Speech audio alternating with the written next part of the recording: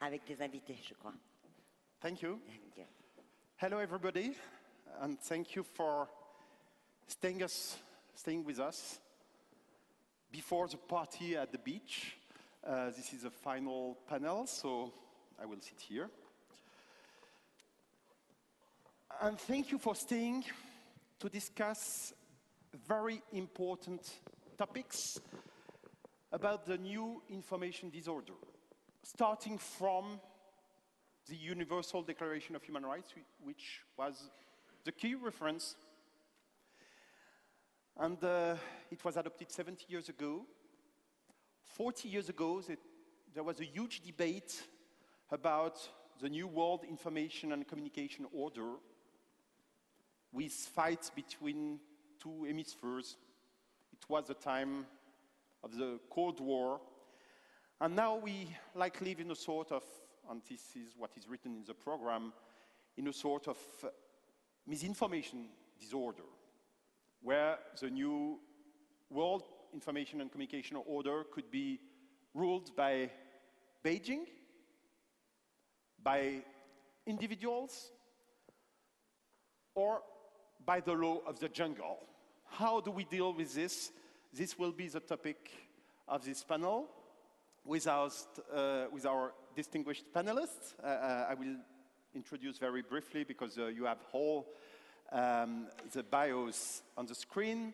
Rana Hayub, who is a very famous Indian journalist, who used to work for Tehelka, a news magazine, and then published a book, the Gujarat Files. You will also explain the problems, the huge problems you had, by the way.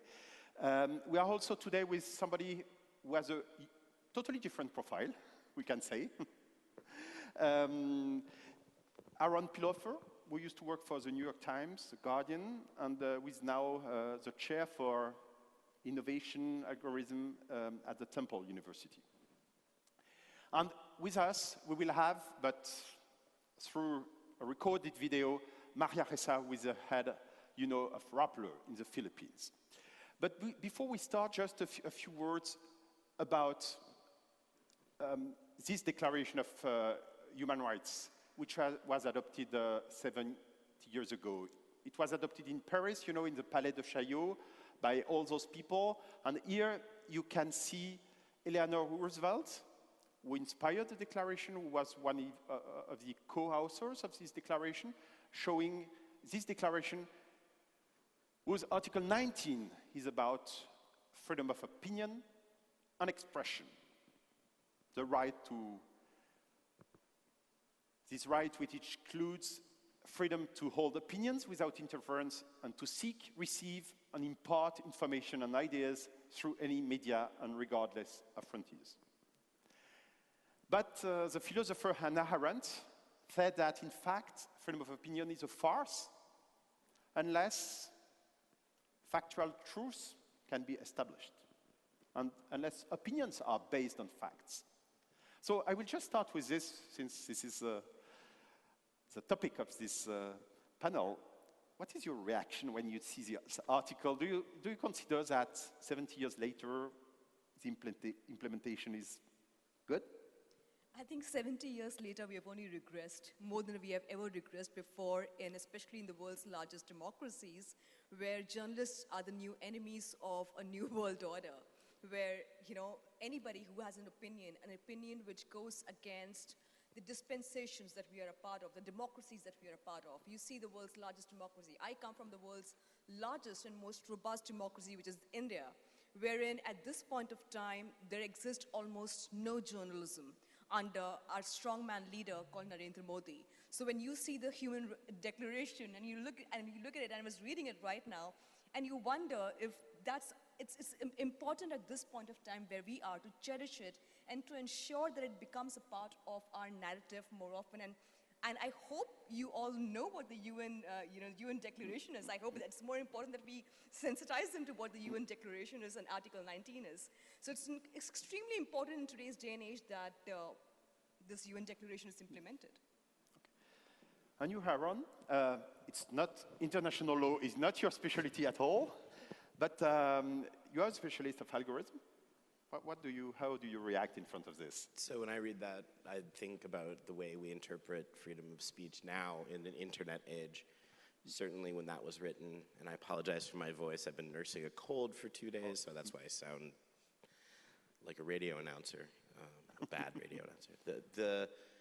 When I read that, I think obviously this was written at a time when nobody contemplated the amount of the immediacy and the freedom that people have to spew hate, to put fake news online, to attack, to troll, and how this could be systematized and weaponized at scale that really was unimaginable, not just then, but to pretty much all of us not that long ago. And I think about Mark Zuckerberg and his reaction immediately after the 2016 election to the sort of misinformation and disinformation campaigns that he at first thought, and I think actually very honestly, just said this didn't, how could this possibly have impacted the election? I think over time, I think he's come around to realize that this actually is a huge problem for Facebook, and I think we're just in a different environment where something that absolute is really, when you get down to the details, becomes really difficult.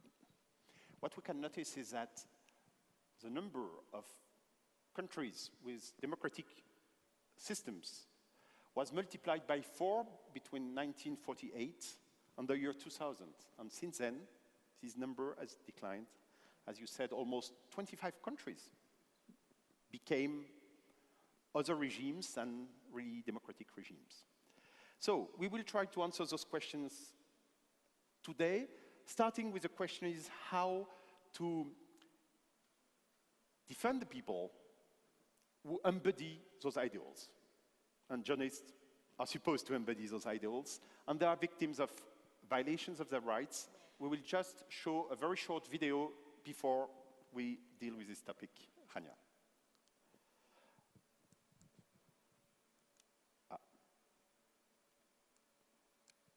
Sorry, I don't know how I launched the video.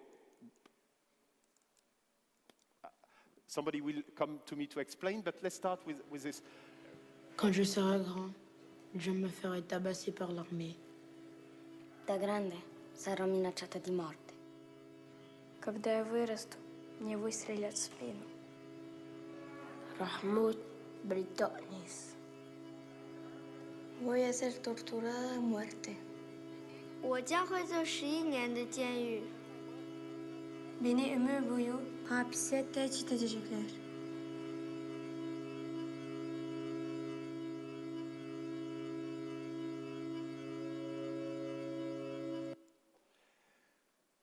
So this video was about all the different violations of the rights of journalists, and we could consider that in a new ecosystem, those violations with journalists in jail, journalists killed, journalists threatened, would have decreased. Right. That's not the case at all. Violence is even increasing, even and especially against women, investigative journalists, journalists working on very sensitive topics like climate change, all environmental questions, discrimination, human rights, corruption. Even on the European territory, investigative journalists were killed. Yeah. What is your vision on this, and how can we fight this? I'll give you a brief insight into the kind of work that I do. I'm an investigative journalist. About 10 years ago, I put the first serving Home Minister of India behind bars for his role in the extrajudicial murder of Muslims as alleged terrorists. And he was the first Home Minister, and as it happens, that man now is the de facto Prime Minister of India. So you can understand how glorious my life would be under his regime. In the last 10 years, ever since I got him behind bars in 2010, I changed about 30 SIM cards in a year. In 2010, the same year, I went undercover, posing as a Hindu nationalist student from the American Film Institute Conservatory to expose the tyranny of Narendra Modi and his role and complicity in the killing of 1,000 Muslims in his province. I went undercover with 8 cameras. When I stepped out, my organization turned against me, refused to publish my work. I self-published, and of course I went to publishing houses in 2014 when Narendra Modi was to come to power. The publishers backed out. So I had to self-publish my work in the form of a book called Gujarat Files. This is a self-published book, and now we have 700,000 copies in like 16 languages. I thought that I had done my job as a journalist. I had spoken my truth that I could not really avoid, and which was with me, and I had to expose it. But I was not sure if I was ready for the backlash that I was to face for my work as a journalist, and that was like the very basic thing that an investigative journalist is supposed to do. Last year, I received the Youth Icon of the Year award, and the very next day, there were fake tweets generated in my name that I hate India and I hate Indians, and I support child rapists in the name of Islam, and I was doxed, my number and my address put on social media, so people would send burnt copies of my book to my residence. If I was on a television show, I would get calls saying, you know, you come step out of the building and we will shoot you. My colleague, Gauri Lankesh, she translated my book in regional language. Within 15 days of translation, she was shot dead outside her house. It was more like signaling to me that, you know, we shot dead the person who translated your book. So but they couldn't kill me because I'm too public a figure. So what did they do? They morphed my image on a porn video. In a 1.2 billion population, that video was in roughly 200 million phones across the country. Now, in a country which is so patriarchal, you are never ever ready to face something like that. You feel humiliated. As much as the feminist principles do not allow you to be humiliated by somebody else, you feel humiliated in the sense that you know that, you know, you're stepping out of the house and that image is on every phone in India, and there are palpitations and there are nervous breakdowns. There is fake news every day. Just before I got in here, about a week ago, there was a fake news which was disseminated by one of the ministers of the ruling government that I stood for Islamic invaders in the country, and I was bringing about Islamization of the country, and that tweet was shared all over. So that's the price you pay, that journalists pay through disinformation. And that's the biggest enemy that we are facing right now. May I show you a video? This one, if it starts well. Prosím pěkně, toto je samopal. You do not see it on the screen for the moment. Na tom samopalu je Can you show the vypálený video? nápis This is on na the other novináře. screen. Takže prosím pěkně, toto je samopal. A račte se podívat. Na tom samopalu je vypálený nápis na novináře. This guy, yes, is the president of a European country. He's the president of the Czech Republic. And he made this press conference 2 years ago with a Moog Kalashnikov, but it was written on this Kalashnikov for journalists. And he said after it was a joke. But a few days later, he met with a journalist. He met a journalist in the corridors of the European Parliament, and he said to his bodyguards, "Get rid of him, or I will kill him." And unfortunately, such guys are now a lot at power.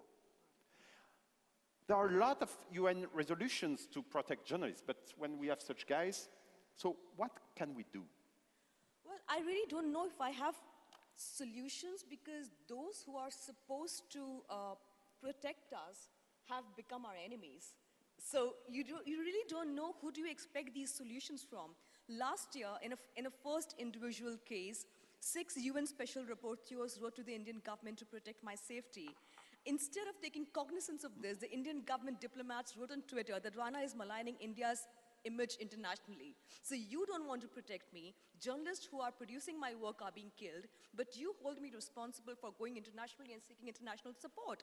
So the solution that we would like to have is to hold governments responsible for the attacks on journalists. You cannot just let them away with a warning.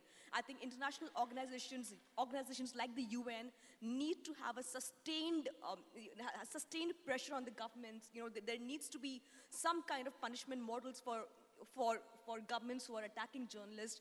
I mean, at this point of time, one of the most independent media house in India, yesterday there was an enforcement directorate attack on them by the ruling government. So I don't know what the solution is. I do know that I'm like a sitting duck in India who can be attacked at any given point of time. I don't know who's going to protect me. I need to understand, as a journalist, as an investigative journalist, who's now sitting on another big investigation, which I'll be doing early this year. about the role of the Indian Army, I don't know what is my future after that investigation. As a journalist, I need to know if I'll be safe in my country. The easier option is to take a fellowship and leave the country and be in exile. The difficult option is to stay in the country and sustain that journalism. Are we being given that conducive atmosphere? The solution is the conducive atmosphere for journalists to do their work without being called brave. I mean, the kind of work we are doing is not brave. I mean, I recently wrote a piece in the Washington Post about the president of the ruling party being incarcerated for extrajudicial murders, and everybody said, oh, so what a brave piece of journalism. And I said, no, it's not brave.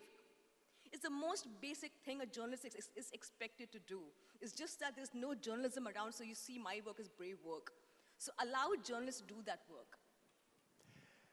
Do you want to react to this? Yeah, I mean, I think one of the big differences that we're seeing now, strong men have, over the decades, have always risen to power. They've always used the apparatus of the state to quash opposition, to attack journalists. What we're seeing now is this is happening in democratic countries, and it's happening in some cases, the support of, if not a majority, a sizable plurality of the population. They're using the apparatus of communications against journalists. And, there are ways we can fight back. I think we're in the very early days of that. But I think part of the solution, unfortunately, involves a substantial part of the problem, which are the social media platforms that allow this spread of misinformation, disinformation, of state-sponsored trolling, propaganda, and attacks to go on. And I know that that's not something that journalists necessarily want to hear. There's unfortunately, I think, a conflation in many of our minds about should we be friends with Facebook or not friends with Facebook because Facebook is eating our business model. I think we have to separate those two things. We have to engage with the platforms. We have to take them at their word that they want to fight, that they are not interested in this kind of content, and we have to find ways forward. And I know we're going to hear from Maria about some of the things that Rappler is doing, and maybe that's a good segue for you. Let's leave the floor to Maria Ressa. Hello, everyone. How I wish I could be with you in Athens today, just to talk about these unprecedented times that we're living in. Keep that word, unprecedented, because we're going to keep coming back to that. Press freedom, journalists, we are under attack globally as never before. And from what we've seen here in the Philippines, we were among the first in 2016 to raise the alarm that information operations on social media, the weaponization on social media, is individually attacking journalists and news organizations in a systematic and insidious manner. After we came out with the propaganda series in 2016, I had to field more than 90 hate messages per hour. I mean, who could have thought about this, right? The cell phone that you keep in your pocket is now a way to psychologically attack you. Of course, we know that these types of attacks in the virtual world, the incitement to violence, can often lead to real-world violence. In the Philippines, what we've seen is that this kind of astroturfing of attacks are repeated by government proxies that somehow make it to proxy news organizations. In the Philippines, we've seen that happen. And then finally, top-down, the attacks that happened on social media about a year and a half later are echoed in President Duterte's State of the Nation address in the case of Rappler. So why is this important? Well, we're not alone. This is happening not just in the Philippines, but in many other countries around the world. In November 2017, freedomhouse.org said that at least 28 nations around the world were feeling democracy pushed back by cheap armies on social media. A year later, the Oxford Computational Propaganda Project said that it doubled that number to 48 countries around the world. This is an incredibly fast pace of exponential lies, where these lies that are said a million times, when you say it that often, becomes something completely new and becomes fact. This is where the attack against journalists become the attack against democracy by attacking facts. Without facts, you don't have truth. Without truth, you cannot have trust. This is the biggest problem we face around the world today, this battle for truth. How did all this happen? Well, it happened because social media technology platforms took over the distribution of news. And we see this happen around 2015, the end of 2015. And we felt the impact immediately in 2016. President Duterte was elected in May.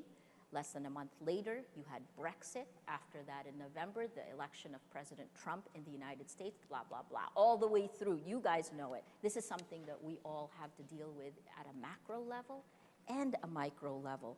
So why is that important, this distribution? Well, when the social media technology platforms took over distribution, they forgot the most critical part of what news organizations do, the gatekeeping role, making sure that the lies, that the manipulations do not make it into the information ecosystem.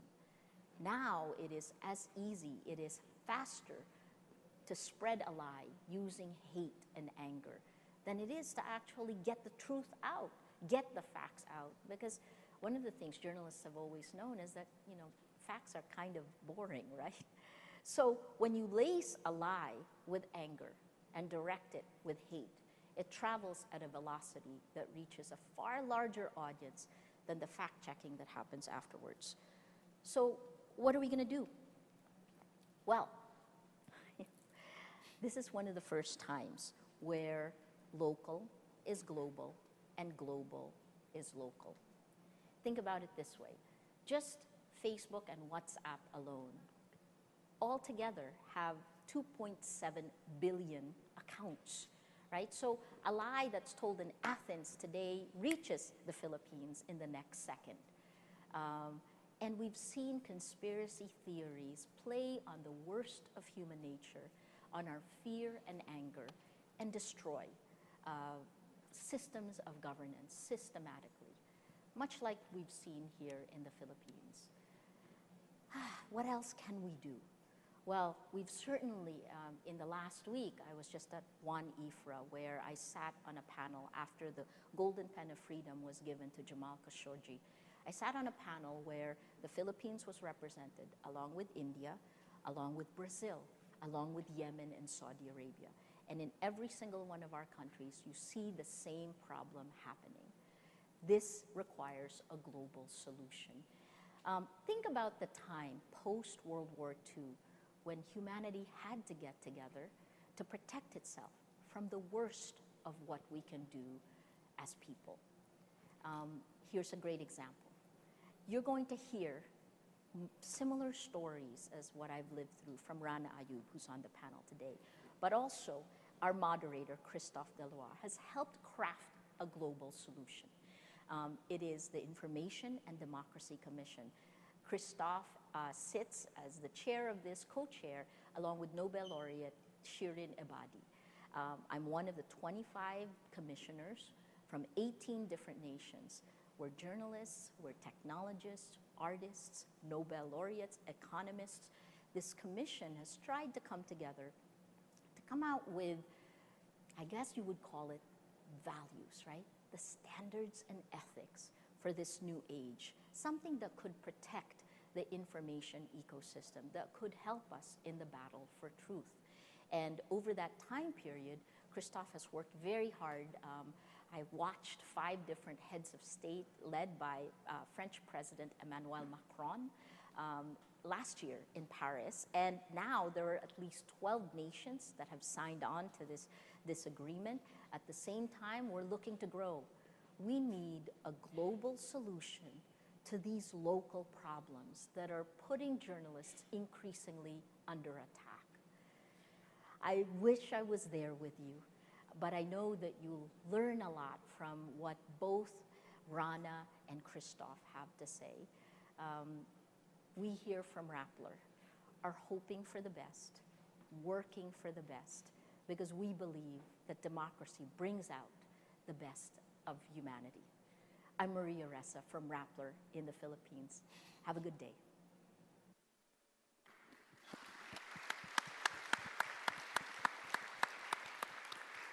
She's so great, she's now a star, and she really deserves it 1,000 times.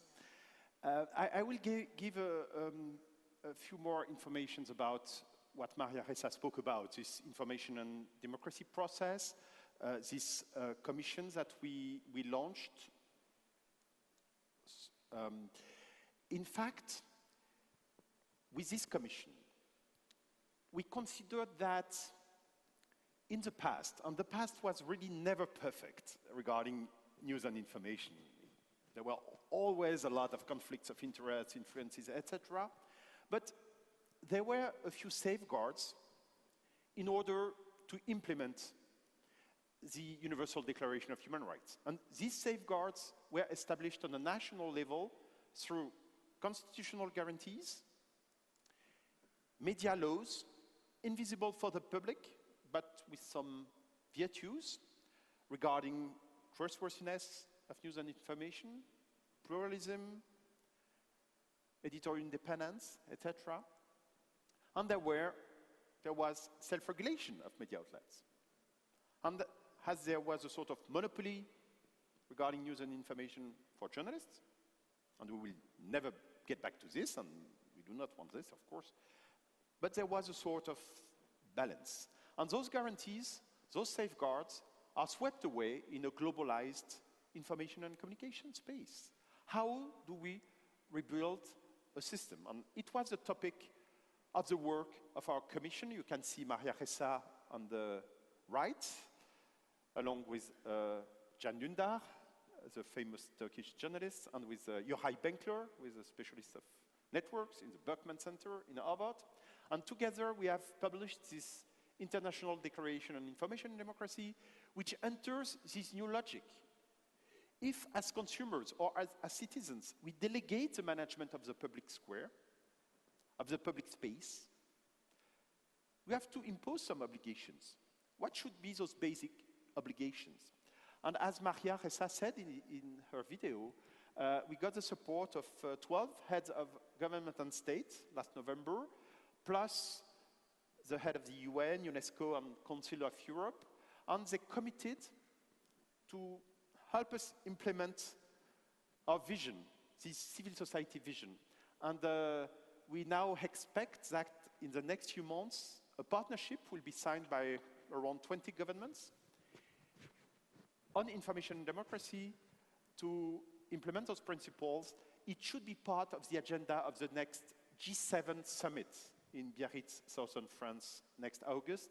And we want to create, to answer the biggest questions of our times about information and democracy, the equivalent of what the IPCC is for climate change, but here to implement this partnership that we inspired. That's a bit ambitious, but as Maria Ressa said, even to solve or to address local challenges, we have to think global. And in the same time, and I will speak very briefly about it, we launched a journalism trust initiative, which is in fact a market solution to incentivize the media outlets that are able to prove that they implement editorial independence, that there is transparency, verification methods, and comply with ethics through a standardization, then auditing process, and we want to get incentives from platforms through algorithmic indexation, from advertisers for the spending of advertising expenses, but also of some regulatory bodies. Aaron, you participated in I guess, the first meeting, the kickoff meeting, or about this journalism trust initiative, but Olaf Steinfath, who is the head of this project, made an introduction to this in a workshop. And we do work with a lot of media outlets, entities, and I have to say that Facebook and Google have registered. We consider that in some ways through our trusted third-party mechanism, we want to create a sort of integrity factor for algorithmic indexation. I have to say that we when we get back to those principles and want to implement principles, of course, such guys, and you can recognize, I guess, Sergei Lavrov, who is a Russian foreign minister, criticized those two initiatives in a very tough way. Aaron, let's back to you. You said we have, in the same time, to engage and also to be very clear. Yeah. What is your And so vision? I think all of these initiatives are incredibly important, including both of the initiatives you discussed, but also the sort of certification trust initiatives like the Trust Project in the US and the various trust initiatives that you heard about in the previous panel. There also has to be, I think Maria's other point was that these are also problems that we have to attack locally, but with a global scope. Otherwise, attacks like in the way that we're seeing will just continue. And Rappler actually is a great example of that, and I think it's an example we could scale. So they're working with Facebook. Nobody on the planet has less incentive to work with Facebook than Rappler and Maria, but she does. She's partnering with Facebook to fix this problem. They've developed a technology platform they call Shark Tank, which systematically tracks and identifies disinformation campaigns, particularly government-organized disinformation campaigns at scale. And using that tool, using that technology, it can alert Facebook and others to their presence, and that can result in those pages being taken down and these campaigns basically being nipped in the bud before they can take off. To my mind, that's the sort of thing, as a counterpart to everything else we've talked about, that's the sort of thing we could scale up globally. It's the sort of tool that every newsroom should have these days. But nowadays, a lot of leaders in many countries also have journalists. They are obsessed with content regulation. How will we avoid to have contents that could destroy democracy? They do not think so much on a more structural way about market regulation, etc. How do you see the future? Is there a possibility for market regulation regarding news and information? How will we distinguish what Maria Ressa calls facts from rumors, information sponsored by interest, propaganda? How will we get out this distortion of competition, which nowadays gives a sort of advantage to extremist or false information as compared with true information, and also, and that's even more important, an advantage to despotic regimes as compared with democracies? I mean, as somebody who has been single-handedly basically self-publishing, trying to combat this exact problem, you are standing on your own reputation, essentially, without the machinery behind you, without a publisher. I think this is a good question for you, for sure. But I think it's also with us. We've lost faith with our readers, and I think that that's a big piece of it. I'm wondering what you think, Rana. I think as much as, like, for instance, you cited my case about self-publishing. So without any publisher, I used Facebook and Twitter and Instagram to kind of amplify my voice and to get to the readers. So they were gatekeepers in institutions. So Facebook and Twitter have kind of democratized the spread of information. At the same time, and Maria was rightly pointing out that regimes, whether it is Erdogan's Turkey or Trump's America or Putin's Russia or Modi's India. Or Johnson's United Kingdom. Yeah, or Duterte. I mean, these are social media governments, to be honest. I mean, the kind of misinformation, you see what's happening in Myanmar. You see, very recently, India had to deport Rohingyas who were staying in our country, who had taken refuge after a Facebook post went viral that these are man-eaters. Now, is there a regulation which is possible? You know, you question Facebook and they say that, you know, we don't have a problem. The problem with Facebook and Twitter is they refuse to acknowledge a problem. And the moment you acknowledge a problem, you will get to a solution. Having said that, we can't always keep beating Facebook and Twitter because we have to work together to arrive at a solution. And unfortunately, that's Facebook and Twitter have become the new journalism, especially for independent journalists in authoritarian regimes where they are being shunted out. Many of us in India have become independent journalists as opposed to working in regimes where we are made to do a certain type of journalism, where our voices are censored. In spaces like this, independent journalism and Facebook and Twitter become important areas for us. Having said that, it also is a bane for us when this fake news is circulated on WhatsApp. I mean, our Prime Minister Narendra Modi and his entire machinery uses Facebook to demonize the Muslim community, which is now being presented as the new enemy of India. And how do you get 1.2 billion population with 80% Hindu majority to feel like victims in their own country at the hand of a 10% Muslim population? You use things like WhatsApp, you use portals like Facebook to spread fake stories, and that's how you win. That's how you win with a huge majority. Facts, I'm sorry, but fake news is the new facts everywhere. And that's where journalism comes into picture. Journalism has to there has to be a backlash against fake news, and there has to be a backlash against this fight against facts. And I think that, I wonder if you agree with this too. I mean, it's like these platforms are so huge, they've almost become their own nation state in a way. And when you read a declaration that says everyone has the right to express themselves, I don't believe that that's the right to attack. I don't believe that that's the government's right to troll. I don't believe that it's government's right to spread propaganda. And I think a lot of these platforms have this weird, distorted interpretation of free speech that, and frankly, they have every right to pull that content. They're just not. Or is that, I remember when that porn video was made, it was shared by the chief minister of a state on his Facebook page. And well, that was called as freedom of expression. I don't understand. And when I complained to Twitter and Facebook, they said it does not violate our privacy policy. If a porn video with somebody's image morphed on it does not violate your privacy policy, what does? You have to answer certain fundamental questions. And unfortunately, Facebook and Twitter are becoming tools in the hands of authoritarian regimes to extend their agenda, and there are no checks and balances.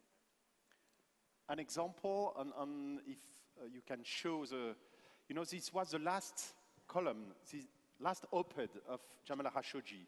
What the Arab world needs most is freedom of expression. And he precisely wrote that he spoke about the journalists in jail. And I have to say that right now, there are around 35 journalists in jail in Saudi Arabia.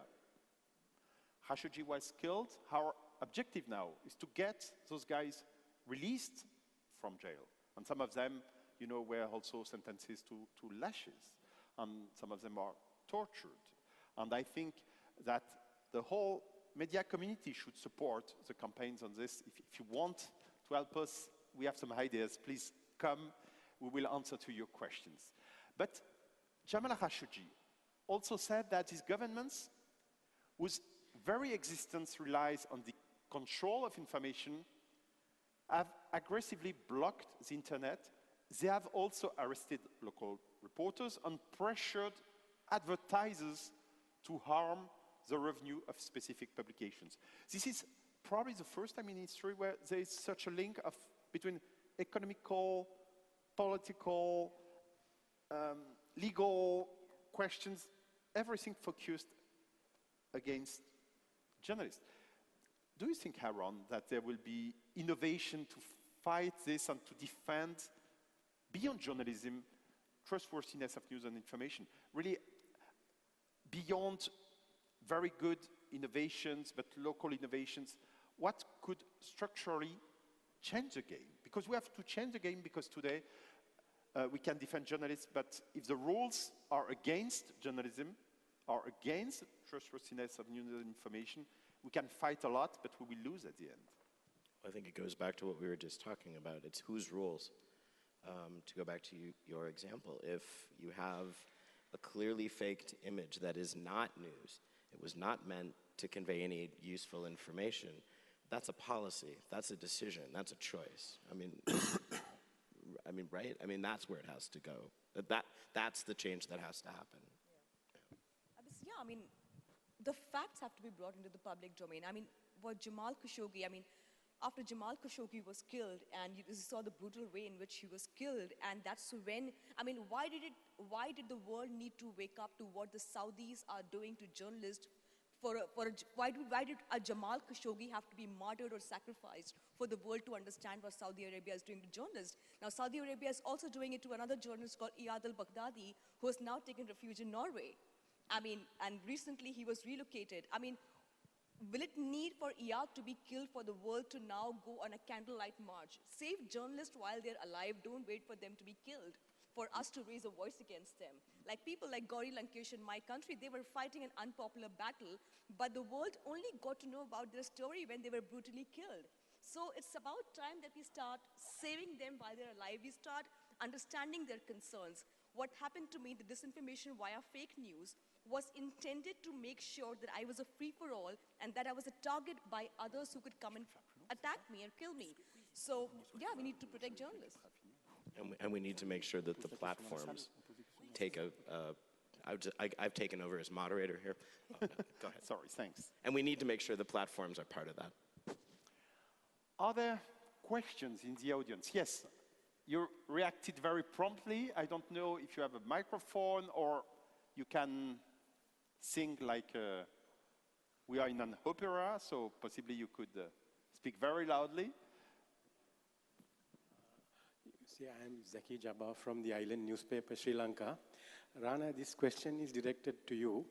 I've heard about these Muslims being killed in India and alleged complicity of Narendra Modi. Now, you know, true, I agree, the democracy is under threat, but there is also a certain amount of media freedom from what I see, from what I read in the Indian press. But now, this is a long time ago. It happened when he was, at least allegedly happened when he was chief minister. Has anyone in India, I mean, if there is evidence, has anyone filed a court case against Modi on this issue? Well, the Supreme Court of India called him a modern-day Nero who looked the other way when innocent women and children were being butchered. So what more severe, how do you indict a leader more than that? And how do you hold a leader responsible when those who are supposed to give testimonies against him refuse to speak and develop amnesia over his role? So that's where journalism comes into place. I mean, the problem with Indian journalism is that they have developed amnesia over the leader's past. I mean, you said that was a long time ago. Doesn't matter. A tyrant is a tyrant even if he kills people in 2002. He killed 1,000 people in 2002, but in 2019, he's the prime minister of the country. Does that absolve him of his crime? No. He's an even more dangerous leader now. The challenge for journalists in India right now is to not develop amnesia over his past. And that's a challenge for journalists across the globe, to not develop amnesia over the tyranny of various leaders who are ruling us. I see another hand there.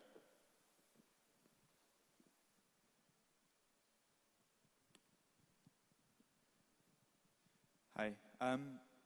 One of the things that I've sort of seen in the last kind of 2 years is that there's a lot of initiatives that are popping up. I think one thing that was really inspiring from what you showed with the Journalism Trust Initiative is getting a lot of big people in government to actually sign up to it and provably do that. But you know, there are things like the Trust Project, there are things like the Credibility Coalition, there's every month a new sort of initiative popping up.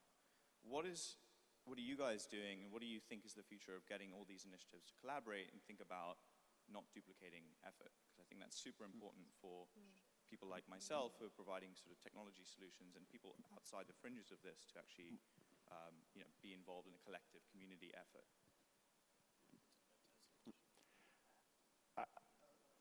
So I don't know if you want to answer. You worked also with the Trust Project, yeah. But I have to say that those initiatives are different initiatives, very complementary, and of course we have to work together because it would be stupid to lose our time in just competition, to compete one against the other. To change the game is not easy, so I think we have to all work together at all levels. And I will, by the way, just show, if you can show this, just to summarize the 3 initiatives we have launched, and of course, we want to work with the Trust Project. There is a level of what I would call the visible prisons. The violations of the rights of journalists. We have launched a campaign to protect journalists, to get a concrete mechanism for the implementation of the international law. There are a lot of UN resolutions now with various bodies of the UN without any implementation. This is his campaign, and we hope that Antonio Guterres will really make decisions. For market solutions, to address the question of some invisible prisons, we have the Journalism Trust Initiative with media outlets, mostly with the media community and with the tech community, and then another one level with governments, because if we want checks and balances in the space for communication and information, we also need their support. If we never get the support, authoritarian strongmen will really take the lead. But I would be very interested in having you're right, there's so many of them popping up, and some of them are sort of commercially oriented, like Stephen Brill's, Newsmatch, right? News Guard, thank you. There's so many. And others of them are, like the Trust Project, are more focused on indicators of trust. And JTI is really fascinating because it's taking more of a sort of, I don't know if you want to call it kind of a manufacturing approach, where as long as a news organization is certified to abide by certain standards and practices, they can be certified. I think, and Jeff Jarvis at the Newmark School is trying to create some sort of a meta-index. Now, I think it's so early on that I think we should just keep going. I don't think we should say this one, not that one yet. We don't know. And that's what I would say. At the end of the day, these all have to be tested, because if they don't, in fact, actually provably, measurably, meaningfully increase trust, then it's really a waste of time. So I think in the next couple of years, we're going to have to find out which one of these efforts or which combination of these actually end up moving the needle. I work with the Trust Project. The Trust Project has some data, but it's nowhere near enough. Other projects do as well. That's number one. Number two, we have to have open standards. We have to make these indicators open, and we have to have open and clear methodology about how we come to these conclusions about media and how we certify. I think if we do all of those things, then I think over time it'll kind of all sort of coalesce into something meaningful. So before we stop this panel, and we will be obliged to do this, I suggest we have a look on a last video about what would the world look like if journalists would not be able to exercise their function. And you will understand that the videos that I will show was produced before the election of recent presidents.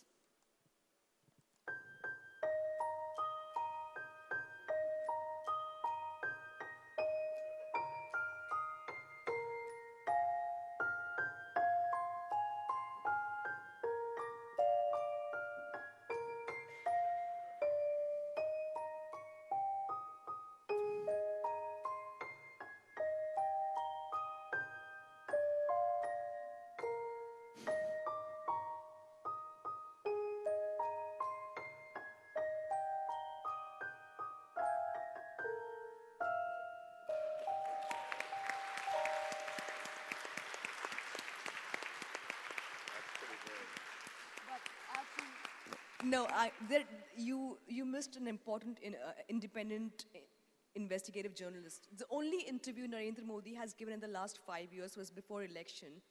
And in the interview, it was taken by a Bollywood actor. And the main question was, how does Narendra Modi eat mangoes? And what is his most preferred choice of mango? Does he cut it or does he suck the mango? And that was the question that was asked. That was the only interview done of Narendra Modi. So we are already witnessing that in India. So if we do not want to live in such a world. Let's fight together. Thank you. Thank you so much. Thank you so much, really. Thank you.